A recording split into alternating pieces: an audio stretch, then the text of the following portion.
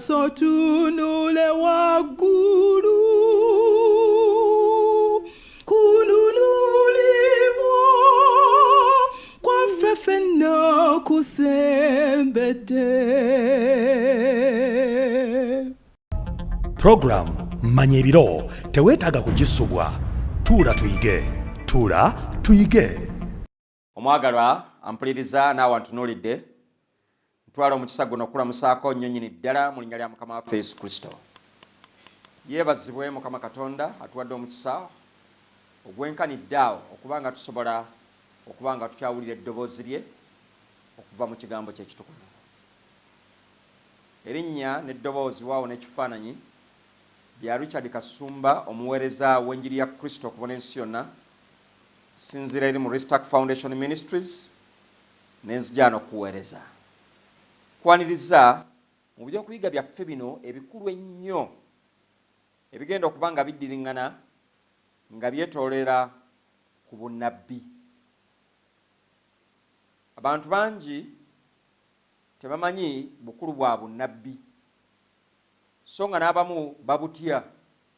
Oyinaga nti nze saagala bya bunnabbi, bitiisa, biteeka abantu ku bunkenke. N'abalala tebamanyire ddala lwaki obunnabbi bulina okubuulirwa.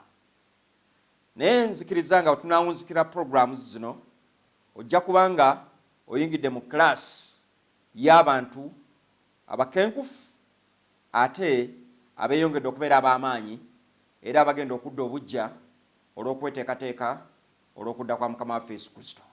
Saa Mukama akumpeera omukisa ng'okoola ku munno era ng'omutegeezaako programu eno alimenga kugisubwa, kubanga kitundu ku nteekateeka ya Katonda etuteekateeka okutwala mu bwakabaka obw'omu ggulu. Saa Mukama atuwa omukisa nga twewombeeka tuweeyo okusaba. Katonda affe omwagala omulungi ow'ekisa, ogulumizibwa era oweebwa ekitiibwa. Jangu okome kamwa kange mpa ebigambo byokka ebiyinza okugasa omuddu oyo waawo n'omuzaana w'oyo antunuulidde era ampuliriza. Byongera okumuteekateeka okumuyisa mu nsi eno ejjudde amaziga, ejjudde ebikangabwa, ejjudde ebibi ebyenkanidde awo, abe n'essuubi eddamu okuyita mu siri zino zitugenda okuyiga, alindirire era abeere muwanguzi ku bwa Yesu Kristo Mukama waffe. Amiina. Ekyokuyiga kyange kino kiwadde omutwe okugamba nti lwaki obunnabbi? Obunnabbi kye kiki? Lwaki tubwetaaga? Bugasa ki? Senga tebubuuliddwa tetusobola kulokolebwa? Lwaki abalala tebabuwagala? Lwaki n'abalala babutya? Byonna mu kyokuyiga kino njagadde tube nga tufuna omulamwa omutuufu, tutegeere obukulu bw'ekigambo kino kye bayita bunnabbi. Njagala kukakasa nti bw'oba ng'oyogedde ku kigambo kye bayita bunnabbi, obunnabbi kitundu ku njiri. Obunnabbi bwe bubaka bwa Katonda bwaleeta eri abantu oluusi mu butereevu naye nga bwanjuluza ebyo ebijja mu maaso.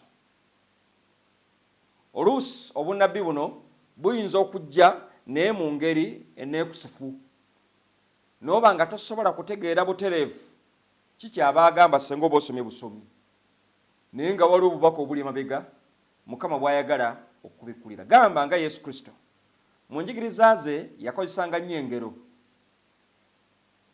naye si kubanga yalinga tamanyi kyakola, naye ng'ayagala akozesa engero olw'okuyigiriza obulungi abantu basobole okumutegeera. Era emirundi mingi abayigiriza bataamutegeeranga yabaga nti nammwe bwe muti bwe mufaanana, badde ndowooza nti ebigambo bino bwe mbyogedde nammwe bitegedde, era yatwalanga omutawaana okubannyonnyola. Bwe kityo bwe kiri ne ku bunnabbi nti Mukama Katonda alina obubaka bwe yayagala bututuukeko, naye ng'oba oli awo senga teyabuleeta mu ngeri nneekusifu temwanditutuuseeko, nga bandibadde babuziiza, bandibadde babulemesa, bandibadde bakola kyonna ekisoboka okulanga n'okuwandiikibwa tebiwandiikiddwa. Naye Mukama mwebaza nti byonna bye yatubikkulira newankubadde ng'oluusi biri byekusifu, ate era akola kyonna ekisoboka okulaba nga abitugwanjululiza tusobole okubitegeera obulungi. era tebakulimba. Teriyo bunnabbi buli mu Bayibuli muno Mukama bw'atannyonnyola. Okujjawo ng'obwo si bwaffe era nga tebutugasa. Kubanga ne Bayibuli gye nsoma eri mu kitabo ky'amateeka essula ya 29 egamba nti ebintu bikkuliddwa by'ebyaffe n'abaana baffe waawo n'abazzukulu. Kitegeeza nti bwebanga biri mu Bayibuli muno Mukama abitubikkulidde. Obunnabbi kyenjagadde osooka otegeere kitundu ku njiri. Gamba nti amiina. Bwe njogera enjiri ndowoozayo ogitegeera. Enjiri ge mawulire amalungi ungariyoni munyonane bw'agayita. Amawulire amalungi ag'okulokolebwa kwaffe. Agalaga ekyo Yesu Kristo kye yatukolera, kyatukolera kaakano era kyagenda okutukolera mu maaso. Eyo gye bayita enjiri. Naye wali okitegeddeko ti mu package y'enjiri oba mu kitereke ky'enjiri mulimu ate ekitundu kye bayita obunnabbi. Nga senga omiisinga obunnabbi buno oyinza okuba nga olina ky'omiisinze ku njiri ey'obulokozi. Era y'ensonga lwaki abantu bangi babubuuka n'ekigambo kye bayita njiri naye nga kiri half baked, kya kitundu. Kubanga kigambo kye bayita bunnabbi tebasobodde kukitegeera nti kitundu ku njiri. Naye Mukama yeebazibwe nti ng'atuteekateeka olw'okufuna obulamu butaggwaawo akoze kyonna ekisoboka okuyita mu bawandiisi ab'enjawulo, okuyita mu mirembe egy'enjawulo, okulaba nga yeebikkulira abantu okuyita mu bunnabbi. Mu kitabo ekimanyiddwa nga Abeefeso, Pawulo yawandiika ebigambo bino, bbaluwa y'Abeefeso oba bbaluwa ya Pawulo eri Abeefeso. Mu ssula ey'okubiri gye njagadde nkutwale. Kanveeko ku Lw'ekkumi Befeso ssula 2:19 lugamba nti kale bwe mutyo temukyali bannaggwanga na bayise, naye muli ba kika kimu n'abatukuvu. Ekikubira amiina. Era ba mu nnyumba ya Katonda. Aleluya. Kubanga mwazimbibwa ku musingi be batume ne bannabbi. Kristo Yesu yennyini bwali jjinja eddene ery'oku nsonda. Wuliriza, ekkanisa ya Katonda ezimbiddwa ku musingi gweguluwa gwe gw'abatume ne bannabbi. Kristo yennyini nga yali mu ntabiro, Evanjiri egiyita ntabiro, yayunga abannabbi bye baayogera ne bawandiika n'ebyabatume. Mu bufunze kyagezaako okulaga nti ekkanisa eteekwa okuba nga ekkiririza mu kitabo kino kyonna. Bw'obanga wulira ku siriza ezo nabuulirako emabegaawo ezaali zoogera ku bukulu nti Katonda akyayogera n'abantu, nagezaako okunnyonnyola obukulu bw'ekitabo kino Bayibuli. Ne nkulaga nti Bayibuli yonna ate yokka etumala okulokolebwa. Obunnabbi bwe ngenda okuyigiriza buli mu Bayibuli muno. Kitegeeza nti bwe nga byawandiikibwa muno Katonda yabitubikkulidde.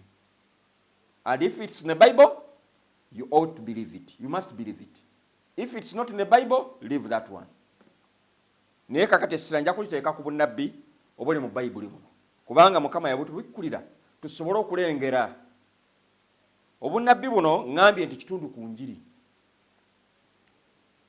Era senga obuusa amaaso oba senga obulagajjalira era senga obusuulagana oyinza okumiisinga pakeji y'enjiri mu bujjuvu bwayo.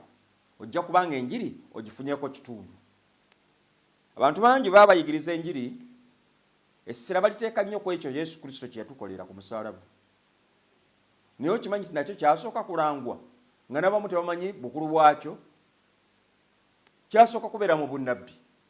Era gye tujja okuyiga mu maaso eyo tujja kulaba nga abamu ku bannabbi Mukama be yasinga okukozesa ye Isaaya. Isaaya yalagula n'alaga omuntu alizaalibwa, bw'alifaanana, bw'alikolebwa okusobola okutulokola. Kitegeeza nti olwaliro bye tusoma ng'enjiri byasooka kujjira mu bunnabbi. Era abaaliwo mirembe egyo nga tebabitegeera bulungi, babirengerera wala. N'ebyatuuka ekiseera kyabi mwana watu ne bituukirira. Aleluya. Kitegeeza nti naffe abatuukiddwako omulembe guno waliwo ebigambo bingi bye tujja okusoma mu bunnabbi muno naye ng'ate bitulengeza bya maaso. Naye si kumanya bimanye n'ebyongera kuteekateeka n'okutukakasa nti oba tuwagala oba tetuwagala birina okutuukirira. N'ekyo mukwano gwange mpuliriza naawe antunuulidde, njagala kwongera kukuyita kuŋŋaanya ebirowoozo byo totaatagana njagala ebirowoozo byo biteeko lesoni eno kubanga nkulu nnyo. Obunnabbi kitundu ku njiri. Njagadde ekinyweza ekyo. Njagala kutwala mu kitabo kiba kita kubikkulirwa kye kitabo ekisemberayo ddala mu Bayibuli yo weewaawo n'eyange. Essula 14 olunyiriri olw'omukaaga wensinzidde. Kubikkulirwa essula 14 olunyiriri olw'omukaaga lugamba nti nenda malayika omulala ng'abuuka mu bbanga ery'omu ggulu ng'alina enjiri. Alina ki? Enjiri ey'emirembe n'emirembe okubuulira abatuula ku nsi na buli ggwanga n'ekika n'olulimi n'abantu. Amalala nalaba ne malayika omulala mu lunyiriri olw'omunaana ne malayika omulala mu lunyiriri olw'omwenda. Naye senga onoba wetegereza ebigambo ebiri mu bunnabbi obwo, ebigambo bino ebiri mu kitabo kya kubikkulira bya bunnabbi. Naye ebimu ku byayolesebwa Yokaana ku kizinga Patumo gwe byayinza okutwala nga obunnabbi, yalabamu package ey'enjiri. Tiyalaba malayika ng'abuuka mu bbanga ery'omu ggulu ng'alina enjiri ey'emirembe n'emirembe okubuulira abatuula ku nsi na buli ggwanga n'ekika n'olulimi n'abantu bonna. Kitegeeza nti enjiri ebuulirwa kitundu ku bunnabbi. Twetaaga okutegeera ebigambo bino, oba byekusifu oba bijja butereevu, naye tubyetaaga kubanga byongera okuteekateeka okuba n'essuubi eddamu ery'okulokolebwa. Amosi, omu ku batwalibwa nga ba minor prophets oba bannabbi abatono, si kubanga obubaka bwe baalina tebwali bukulu, naye kubanga ebigambo Mukama byababikkulira tebyali bingi nnyo, tebyagenda wala nnyo, naye byali bikulu. Naye nnyumirwa nnyo bwe nsoma mu Amosi essula ey'okusatu olunyiriri olw'omusanvu. Bayibuli yange egamba, Amosi essula 3 olunyiriri olw'omusanvu, ti mazima Mukama Katonda taliiko kyalikola wabula ng'abikkulidde abaddu be bannabbi ekyama kye. Kiwulidde ekyo? Mukama Katonda talina kyagenda kukola, taliyo kyakola nga tasoose okukibikkulira abaddu be. Baani? Bannabbi. Who are they? Bannabbi. Bannabbi be baani? Bannabbi ye batutuusaako obunnabbi. Obunnabbi mu lulimi olwangu bubaka. Era bano bannabbi, you can call them messengers, babaka. Naye nga batwala obubaka, Mukama yasookanga na kuboolesa abamu na kubaloosa. Nebagamba bino Mukama ki kyabadde agamba? N'amaani ab'obubaka ne babufuna oluusi mu birooto, oluusi mu kwolesebwa. N'amaani abagamba nti kakati mugende mubitegeeza abaana ba Isirayiri, bamubitegeeza abantu bwe bati.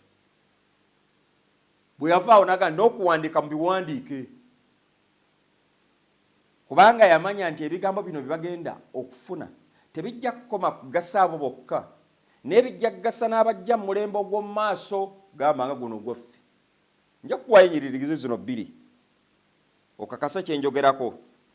Kansooke nkutwale mu ndagaano eno empya mu kitabo kye bayita ebbaluwa ya Peetero. Ebbaluwa ya Peetero ey'okubiri.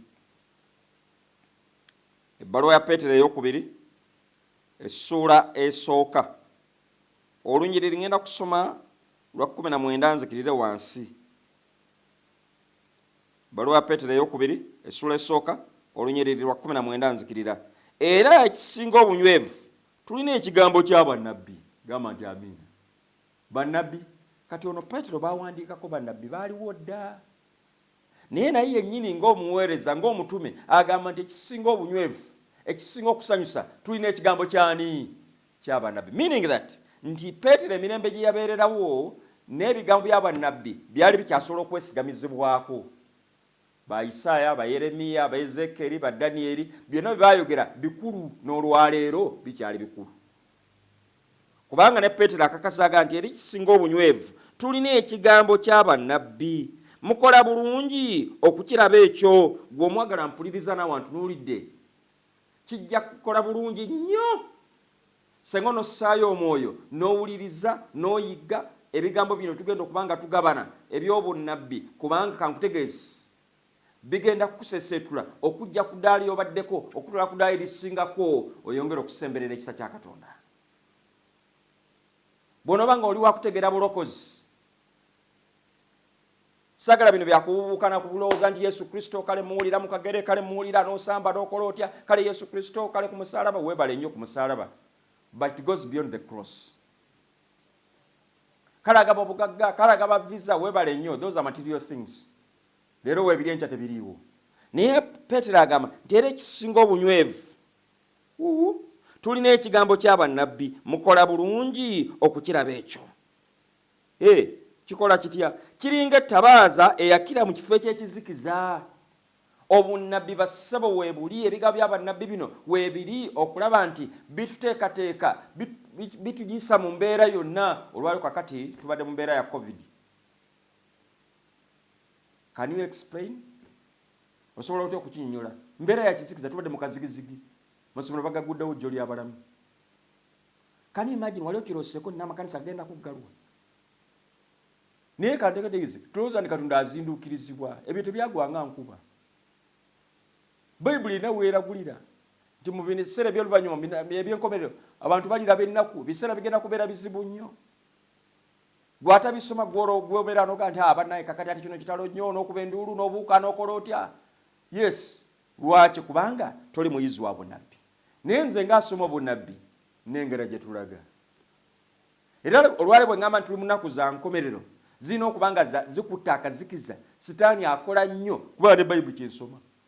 Bayibuli gyensoma yange egamba nti kambategeeze, Sitaani bwe yasulibwa ku nsi kuno zisanze ensi, kubanga omuliro olimase gye muli ng'alina obusungu buki bungi nnyo, kubanga amanyi alina akaseera kaki katono. And as we get closer to the end of this world, the devil must show all his works. Sitaani alina okukola kyonna ekisoboka. Nolwekyo avudde agamba nti kaakati obunnabbi buno tunabuyiga bo bulinga ettabaaza eyakira mu kifo ekyekizikiza,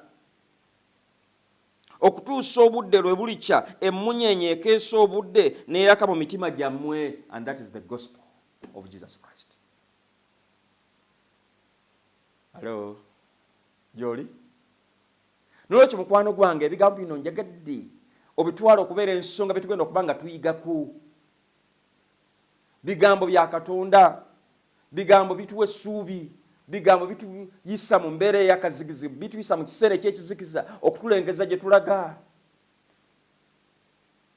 Ng'obudde bwe buziba n'oga nti nga bw'onoobeera ku kitanda ng'olaba embeera egalubi. Naye bassebo, obunnabbi buliwo okutulengeza beyond the grave. Obunnabbi buliwo okutulengeza okusukka kati we tulaba beyond the COVID. Kyava agamba ati olwa20, nga mumaze okutegeera kino, nga buli kigambo ky'abannabbi ekyawandiikibwa tekitegeeza kukoma ku oyo yekka. Shout amen. Ekigambo ky'abannabbi, obunnabbi bassebo bwe tuyiga tebwakoma ku bali bokka. Ezeekeri alina ebigambo bingi bye yalagula, naye nga n'olwaliro bizitowa, bikyalina amakulu gye tuli. Isaaya alina bye yalagula, Badanieri balina bye balagula. Nolwekyo njagadde otegeere nti ebigambo bino bituyigako olunaku lwaleero eby'obunnabbi bigambo bikulu nnyo. Byesandiyagadde obuuse maaso nga mumaze okutegeera kino, nga buli kigambo kya Katonda, buli kigambo ky'abannabbi tekitegeeza kukoma ku oyo yekka. Kubanga siwali kigambo ky'abannabbi ekyali kireeteddwa mu kwagala kw'abantu. They never spoke or wrote by their will. Tebaabikola ku lwabwe. Mbwanagana bwe nalose omanyi kakati ennaku zino bannabbi bangi. Era nze nabbi ne beeyita baprofeti, bano baaposo, bano baani, n'eri abeeyita bannabbi. Era nabbi nze kakati ndagula, kakati nze nkola bwe nti please. Ebyo si bye tuliko. We are here to focus our attention on the prophecy by the word of God. If it's in the Bible, believe it. If it's not in the Bible, live. Olwaba prophets bangi basitusi. They are prophesying. Mukyokuyiga maaso nja kubayo kyokuyiga, how can you test a true prophet? Nsobola ntya okwekenneenya n'okukebera nti ono nabbi wa mazima, ono wa bulimba. Eyo lesson gyeri maaso. Era sagalo gibuusa maaso. Kubanga tujja kubanga twetegereza bulunyo, tutegeere bannabbi bano, tubategeera ku kubanga lwayo bangi. Nga ne Sitaani mu muntu walidde. N'abala bangi basituse nga they are agents of the devil. Era nga weboogera, n'eggulu likankana, n'ensi ejjugumira, n'ogamba nti ndowooza biboogera ge maki, ge mazima. Yet, they are prophesying only evil.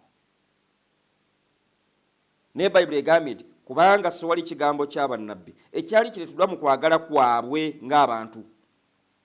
Naye abantu baayogeranga ebyavangawa eri Katonda nga bakwatiddwa Omwoyo Mutukuvu. Kitegeeza n'obunnabbi bassebo kyebutegeka nti kitundu ku njiri ebigambo ebibulimu byava eri Katonda. Amiina. N'abantu abaabireetanga baali bakwatiddwa Omwoyo Mutukuvu. They were driven or inspired by the Holy Spirit. Danieli y'omu ku basajja Katonda bye yakozesa ennyo mu mirembe egyo egy'ekizikiza ekyali kikutte nga Yerusaalemi emaze okuba nga esaanyiziddwawo eri ku ttaka, ngamba yeekaalu. Ate ne kitakomaawo kyokka ne babeera mu buddu. Baba bali mu buddu, mbuyitira buddu bwabwe bwali buwambe, naye beera baali babakooza kajiri nga tebali ku mirembe gyabwe. They had no choice. Naye baba bali eyo, Mukama Katonda manyi wabatera okulaba firimu waliwo ze bayita firimu zino ez'amasasi na biki ebyo. Naye mubeera mbe bayita ba sita. Era balina enjogera egamba mbu sita tafa. Nze mirembe gyaffe twabayitanga ba cowboy, era nze neyita cowboy. Cowboy takola ki? Tafa. Naye njagala nkakase ne mu mulembe gwa Isirayiri waliwo cowboy oba muyite sita, bamuyita Danieli. Danieli wadde yali mu buddu, yali mu busibe, yali mu buwaŋŋanguse, ali mu bukafiiri eri e Babuloni. Gamba nti ng'ali mu ssabo gye baamutendekera, bamutendeka bino bindi kinamanya bamukyusizza.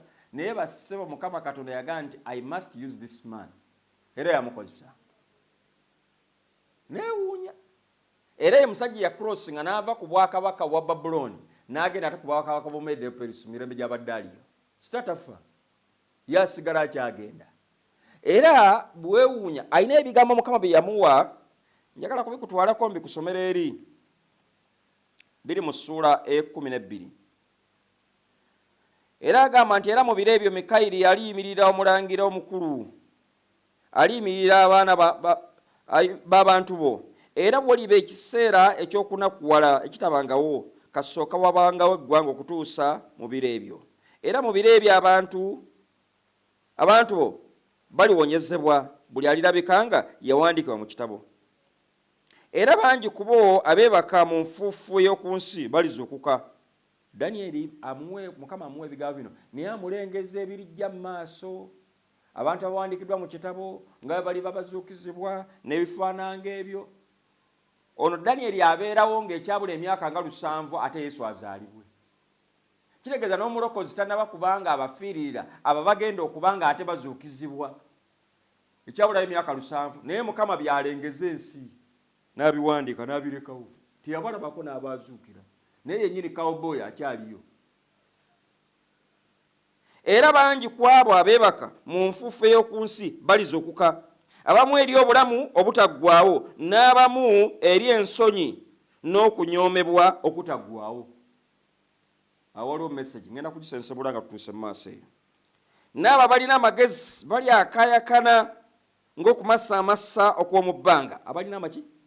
Amagezi. Bino bigamba bassebo ngenda okuyigiriza ebyobunnabbi byetaagamu amagezi. Not magezi knowledge mu chemistry tusoma biology mu bitabo. No, I'm not talking of that. That is just knowledge. But this is wisdom. Era kyobalanga Bayibuli egamba eri mu Yakobo essula 1:5 tiwaliwo okumwa aweebuuka mu magezi. Asaba oyo Katonda atamma era atakayuka ajja kumuwa amagezi ago. Era nsaba Mukama gwe omuvubuka ntunuulidde, naawe omusajja omukulu, naawe omukyala, naawe obuwala, ofeeyo nnyo ekyenkanidde okulaba nga ofollowinga ebigambo bino. Oyinza okuba nga wafuna obulokozi naye nga bwa lujjulungu, bwa kiswambazi. Naye njagala mu series zino zitugenda okuyiga. Please, saayo nnyo ebirowoozo. Njagala kukakasa, you are going to be enriched with the wisdom from above, not from your pastor. I'm not here to praise myself. Nesiri okujja kuyigiriza byange, kubanga ne bengenda okuyigiriza tebyava mu magezi agange, mu kutegeera okwange, tebyava eri bantu, wabula byava eri ani? Eri Katonda. And it's my prayer, may the Holy Spirit inspire me, use me as a tool. Naawe nsaba kwate ku bwongo obwo ojjuzibwe otegeere obukulu bw'ekigambo kino. Soma ebigambo eddiira. N'abo abalina amagezi balyakaayakana ng'okumasamasa okw'omu bbanga. N'abo abaakyusa bangi eri obutuukirivu wangi bali akakananga ki ng'emmunyenye emirembe n'emirembe. Naye ggwe Danyeri, wano waliwo akagambo kaakano njagala kuwuliza. Naye ggwe Danyeri, bikka ku bigambo, osse akabonero ku kitabo, just seal it, okutuusa ekiseera eky'enkomerero. Bangi abaliddiŋŋana embiro n'okumanya kulyeyongera. Sooka okikubere kwa amiina ekyo. Alo, Mukama Katonda bw'abikkulira Danyeri ebigambo bino ebyebuziba bye tugenda okuba nga tumementula mpola mpola, nga tugenda tuyiga mpola mpola. Danyeri atuuka ekiseera Mukama n'amugamba nti bisseeko akaki akabonero, sirit, nga bwe nagamba nti kati bikkako ekitabo. Ebyo byekugambye kaakati byewandiise si bya kiseera kye kyakakano, bya kiseera kyaddi kya nkomerero. Can you imagine? Ekyabula emyaka 7 Yesu azaalibwe, kyokka amugamba nti ebigambo bye nkubikkulidde byaddi bya nkomerero. Mukama waffe yeebazibwe nti bassebo ne bannyabo gwantunuulire naawe omukyala mpuliriza, tutuuse mu nnaku ez'enkomerero. Kitegeeza nti bwe tuba bakusaayo nnyo mulaka, bwe tuba bakusaayo nnyo birowoozo, ffe tugwanira okusaayo nnyo ebirowoozo, kubanga we are living in the last days. Ffe bannamukisa, and it's my prayer obeere nnamukisa agenda okuganyulwa mu bigambo bino bikuteeketeeke, kubanga ketugoba kwekali. No, nyinza n'okwogera ng'omusajja omuyizi ti ne ku bwoya tukutteko. Bwe kaba kasolo, omanyi omuyizi bw'abanga anaanyumisa ekintu agandika nkutegeezi, alaba bugere ensolo bwe yayise n'amanya nti kakati kunda ku kizigo kweri munda mweri, naga nti buno bugere obulaba buno kati yayingidde munda mweri. Gafuwa makondeera ayita kakati abagamba mutayize musibe entuula akasolo kwekali. Bwe tuka nti okakasa ne kubwoya nkutteko tanabakwatako. Naye kugamba ojja gamba ajubisa, nze siri wano kujubisa. Naye kugamba kyayagala okuleeta kyekiki, ayagala kulaga nti bassebo shiwaddiru kana akantu genda kakwata kalya. Nolwekyo just get encouraged, damu essuubi, damu amaanyi, bassebo akasolo tugenda kakwatako. Nange njala kukakasa damu essuubi, togwa mu maanyi. We are living in the last days. Our Savior, omulokozi waffe, essaawa yonna ayingirawo. Bino byonna bye tugenda okuyiga ne bye tulabako olwaleero bassebo bigenda kwongera kusitula ssuubi lyaffe. Surely we are living in the last days. Obo bonna bwe tujja kubiyiga otegerere dda nti bassebo akasolo ku kizigo kwekali ne ku bwoya nze njagala kugamba nakutteko.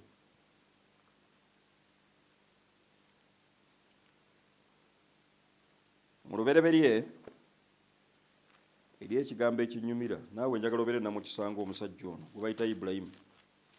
Essula yino ya 18 ndowooza yeri ebigambo binyumira ennyo. Omanyi ebinyumira nze mbigabanako n'abalala. Mu lubereberye essula ya 18 olunyiriri olw'17 lugamba nti Mukama n'ayogera nti Ibulayimu naamukisa kyenkola. Wangi Ibulayimu omuddu wange, omusajja omwesigwa, naamukisa kyenkola. God forbid, sisobola n'akatono, kubanga Ibulayimu talirema kufuuka ggwanga ddini ery'amaanyi, era amawanga gonna ag'omu nsi galiweerwa omukisa mu ye. Gamba nti amiina. Bw'abanga Mukama teyakikisa Ibulayimu, nga kasumba ndi muzzukulu wa Ibulayimu, naawe ng'oli muzzukulu wa Ibulayimu, Mukama talina nsonga y'amazima lwaki anaakikukisa. Era Mukama mweteefuteefu okutubikkulira ebigambo bye ebyebuziba. What you may regard or consider to be mysteries, they are going to be unsealed, and of course they are going to prepare you for the second coming of our Lord Jesus Christ. Bye bigambo ebigenda okutuwa essuubi. Ensi byetankana, byebuusa amaaso, byesoma ng'eraba endogoye yakakunyu, nendaba enamukani bino, nendaba bino, kugamba n'abisoma alaga ate mbireke, nalina amaka ge nakyalamuko nabasanga basaba bagenda beeteekateeka okusaba kw'ekiro. Ne bagwa ku ssuula yaako bikkulirwa, n'obwana buli awo butudde, ne basimbula, ne batandika okusoma. Kale amanyi abantu abamu bakola bukozi bintu for the sake formality. Basoma essuula nnamba yakubikkulirwa, ejjudde embalaasi n'endogoyi. Kale ne yakakunyu, kale n'enjeru, eno ya kyenvu yenvu, kale obwana n'otandika okusumagira, ne budda muli, ne buwunzika. Muyizeemu ki? eyakakunyu eki embalasi kale buli awo gwe abalinga abali mu lokoso abanyumyanyumyamu awo bunyumyanyumya ne busumagira ne bwebaka tebulina kye buyizeemu naye Mukama nsaba tubeere gwe tunawunzikira series zino ebirabika ng'ebyakakunyu Mukama bitubikkulire tubitegeere gwe abadde atya obunnabbi saagala obutye obunnabbi njiri enjiri gye twetaaga mu kiseera kino ekisembayo oba gwe oli muweereza wa Katonda ku ddaala ki please bw'obanga obadde mulabe eri obunnabbi obanga obunnabbi butwalanga omulabe gy'oli please may the Holy Spirit touch your mindset Mwoyo wa Katonda akwate ku bulamu akuggyemu endowooza eyo akuteeketeeke oyige you have to unlearn that stupid ideologies let's get back to the Bible and let the Bible explain itself wano wobikkula wano soma katono na wano katono wano katono na wano katono lunyiriri ku luki ku lunyiriri kyenjagala okuleeta kyeki nti Bayibuli eno yennyonnyola yokka osobole okubanga otegeera amakulu g'ebigambo bino ebirabikanga ebyekusifu Mukama asobola okubitubikkulira era n'ekyokuyiga mu maaso awo kyengenda okuleeta ekigenda okubanga kyanlockinga oba kyanisiilinga kijjayo kugamba amakulu agali mu bigambo bino ebirabikanga ebyekusifu tusobole okubitegeera ate era Mukama tajja kutukisa bigambo byajja kubitulaga era tusobole okubitegeera obulungi tusobole okubanga tunaatambulira wamu naye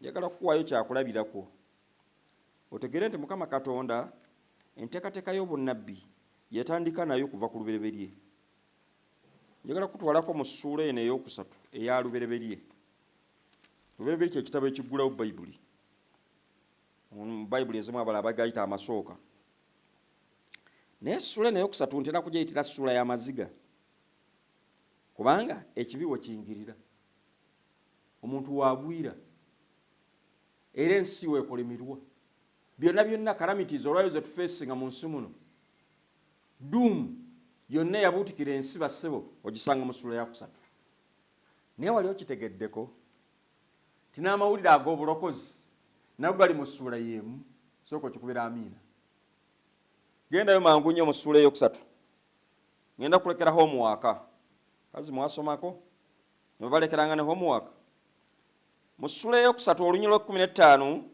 wakati awo wakati w'okubanga omuntu amaze okuwolekera akatyazi kayita akabassa kanyamberege Mukama Katonda ate aleta amawulire ag'essanyu ensi ng'emaze okubuutikirwa ekibi Mukama amaze okugikolimira alaze omukyalo obulamu bwagenda okuyitamu n'okubonaabona n'omusajja by'anaayitangamu Mukama kyava agamba nti nange obulabe naabuteekanga wakati wo n'omukazi era ne wakati wo ezzadde lyo n'ezzadde ly'omukazi ezzadde ly'omukazi liri kubetenta omutwe naawe oliri betenta ekisinziiro ebyo bigambo bya bunnabbi obadde weesulubabba nga toyagala kuyiga bunnabbi wali okirowoozezaako nti ebyo bigambo bya bunnabbi gwe kakati bitandika okubinyonyola mu lulimi lwo olwa bulijjo olaba binaakola sensi agambye nti nange obulabe naabuteekanga wakati wo ani oyo n'omukazi yaani mukazi kyoyo era ne wakati w'ezzadde lyo ezzadde lyeriruwa eryoyo gwayogerako n'ezzadde ly'omukazi ezzadde ly'omukazi lyeriruwa ezzadde ly'omukazi liri kubetenta omutwe ezzadde ly'omukazi liri kubetenta ani gwe libetenta liri mumetenta ki omutwe naawe oliri betenta ekisinziiro ndabamu wano ebigambo ebisabikiddwa naye nga birimu amawulire ag'essanyu era bakubuuzanga enjiri etandikirawa lwe lunyiriri olusookera ddala era banaabanga njigiriza mu maaso awo nja kubanga nsensobola naye njagadde nkikulekere nga homework era bw'onoobanga omaze okulaba obubaka buno olutimbe waawo ng'owulirizza bulungi ojja kubeera wa ddembe okuba ku ssimu ezoolaba ezitambula wansi osobole okuddamu ekibuuzo ekyo onnyonnyole bulungi nnyo ye homework gwe mbalekedde mu bunnabbi buno nja kugenda nga mbawangayo ka homework oba assignment oba ekyokukola tusobole okutambulira wamu kubanga we are Bible students siri mu kubuulira bubuulizi wabula I'm here to teach. Ngezaako kuyigiriza ebigambo bino ebyamakulu ebizitowa Mukama Katonda byayagadde tuyige mu nnaku ezisembayo zino. Yensonga ki naawe njagala obeere Bible student. Don't just follow. Otuuka ekisero nti omusajja oli ayigiriza era omusajja oli muyitirivu. Era no, naawe njagala okola research yo. We are going to compare notes. Naye ngambye nti Bible bw'ebanga eyigiriza obunnabbi oba eyigiriza ekintu ekirala kyonna kebeera enjiri teekuba ndobo. Wabula eriwo okubanga yennyonnyola yokka nayo nayokka. Era kyenzikiriza nti wetunaawunzikira ojja kubanga olina kinene kiweeyongeddeko okuyiga. Kaakati homework gwe nkulekedde obulabe n'abuteekanga wakati wo. Ani oyo n'omukazi? Omukazi yaani? Bigambo bya bunnabbi. Era ne wakati w'ezzadde lyo, ezzadde lyoyo ayogerwako lye liruwa eryogerwako, n'ezzadde ly'omukazi lye liruwa. Era unsaaga nti ezzadde ly'omukazi liri kubetenta omutwe. Waawo naawe oliribetenta ekiki? Oliribetenta ezzadde ly'omukazi oliribetenta ekiki? Ekisinziiro. Bigambo bya bunnabbi. N'asanyuka nnyo ng'osobodde okubiddamu. Nja kusanyuka nnyo okubanga ogoberedde ate era n'oyiga ate era n'obanga ogoberera bulungi nnyo osobola okubanga onaafunamu omulamwa. Naye nga kitwagala kyeki kwe kulabanga ekigambo kya Katonda kyeyongera okutegereka gye tuli. Mukama atusaasire tusobole okubanga tutambula naye nga tutambula singa abazibe b'amaaso. Obunnabbi buno bwe tunabanga tubuyiga kyenjagadde otegere kikino. Bugenda kubanga tubutandikira gye butandikira. Nolwekyo obunnabbi it's an eye opener. Nga bayinza okuwa soda oba eccupa yonna ensiiringi naye ate nga tolina ngeri gy'oyinza ku accessinga obugagga oba ekyokunywa oba ekintu ekirungi ekiri munda. But prophecy obunnabbi buliwo okusabuukulula. Otegeere wajj'ova wajj'otuuse na wajj'olaga. Should I come again? Obunnabbi nteekateeka ya Katonda etutambuza olugendo gye tutandikira we tutuuse nawa gye tulaga. Era we tunaawunzikira ojja kubanga okakasizza nti mu butuufu olaba biri byaliwo na bino weebiri. Kitegeeza na biri ebiri mu maaso bigwanidde bibeerewo. Era gwe abadde abuusabuusa ebigambo bya Katonda oba ekigambo kino Bayibuli akusaasidde. Naye Mukama akusaasire obeere muyizi ajja okufaayo ennyo ojja kutegeera obukulu bw'ensonga eno. Era ekitabo kino bw'onookisoma n'obeera omuyizi wange nga tutambuliramu Mukama akuwa omukisa. Ojja kuyiga kinene nnyo era ojja kuteekeretekebwa ojja kuba n'essuubi eddamu ery'okuwangula. Yesu Kristo bwe yali ku nsi ng'asemberedde okumaliriza omulimu gwe bambuuza naye ssebo ogambye nti okomawo era okomawo nga kabaka, kabaka w'abakabaka. Twakwesunga dda. Sajja batu ba Peetero baani bonna abaali bawuumingira gafu. Naye ssebo tunaakakasa tutya? Tunaategeera tutya? Tulitegeera tutya nti ekiseera kyekyo kinyi okomawo? Bigambo gye biri eno njagala mbikusomere bulungi nnyo. Mu njiri eyitibwa ya Matayo mu ssula ya 24. Matayo essula ya 24 yeri ekibuuzo ekyo. Yesu n'afuluma mu yeekaalu. Yali ng'atambula abayigirizwa ne bajja okumulaga amazimba ga yeekaalu. They are just proud of the temple. Naye n'addamu n'abagamba nti temulaba bino byonna? Mazima mbagamba nti tewali sigala wano ejjinja eriri kungulu ku jjinja eritasuulibbwa wansi. Alagula obunnabbi era byamala ne bituukirira. Some years to come. Bwe yali atudde ku lusozi lwa Zayituuni abayigirizwa ne bajja gy'ali kyama. Ne bamugamba nti tubuulire bino we biribeererawo n'akabonero k'okujja kwo. Bino byogambye mbu ate yeekaalu ate kakati ejjinja liggwe bagimementulye ddala wansi tewali sigala linnaalyo ku linnaalyo. Kaakati n'ekirala ssebo wagambye nti ogenda kukomawo tugwe mu bintu tuli obwakabaka. Waliwo n'omukyalo omu yasaba n'agamba nti ssebo nkwegalidde waakiri mutabani wange akubeere ku lusegere waakiri onoomuwa ogufo. kati n'abayigirizwa bwe bajja gyali kyama ne bamugamba nti sebo tubuulire bino binaabirira wuddi n'okujjakwo kuli bawuddi ntuwe akabonero akakakasa ak'okujjakwo n'ak'emirembe gino okuggwa. Yesu Kristo bw'abanga ayanukula ekibuuzo ekyo, njagadde nnyo olunyiriri luno lugambye nti Yesu n'addamu n'abagamba nti mulabe, omuntu yenna tabakyamyanga. Njagala kunzika. Sandyagadde mukwano gwe gwampuliriza nawe antunuulidde obuzaabuzibwe, kubanga mu mulembe guno ate ogusembayo the devil may take advantage. Naye ayinza okumanya nti tuli munaku zisembayo, abantu balina okubanga kakati bazibuka amaaso. Kakati ate ye naye ayinza okujja ng'alinga ayagala okukuzibula naye ate nga kuziba maaso. Waliwo bannabbi bangi abajja okusituka ate bajje basome ennyiriri za Bayibuli naye nga bazitaputanga bwe baagala, nga bazinyoola, nga banyoola ebigambo bino ebirabikanga ebyebuziba, abantu balyoka bakyamuukira. Waliwo n'olwaliro bakyaliyo bangi bali ku ttale balinda Yesu. Mumanyi baatugamba nti kakati tulina okwawukana tuve mu bibuga katugende mu byalo, kakati bali ku ttale. Kakati tulina okwemanyiisa obulamu obuzibu, kati balya mmere embisi. Balina mukama waabwe yabayigiriza ebyo naye nga nawe alina gy'abijja, naye ng'ayigiriza abantu basebo, kakati tulina okuva ku mirimu gyaffe tuve mu bibuga tweyongere mu byalo tutandike okuba nga tulinda Yesu waffe, eyo gy'anaatusanga. Tulina okumanyiza obulamu obuzibu, kakati balya mmere embisi ne bagwa ku matooka mabisi, muwogo mubisi, buli kintu kibisi. Mukama waabwe n'okufa yaffe emyaka giweze n'okuwera emabega eyo.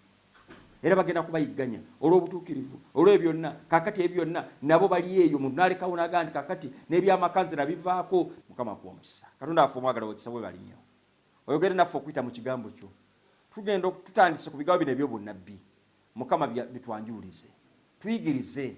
Leka omwoyo eyalungamya abawandiisi baabyo naffe yabaatulungamya okubitegeera, aye tubitegere mu butuufu bwabyo, era byongere okusitula essuubi lyaffe n'okuteekateeka n'okutuzaamu amaanyi, tuyite mu nsi eno nga tulengera gye tulaga, era tubeere bawanguzi mu linnya lya Yesu Kristo Mukama waffe. Amiina.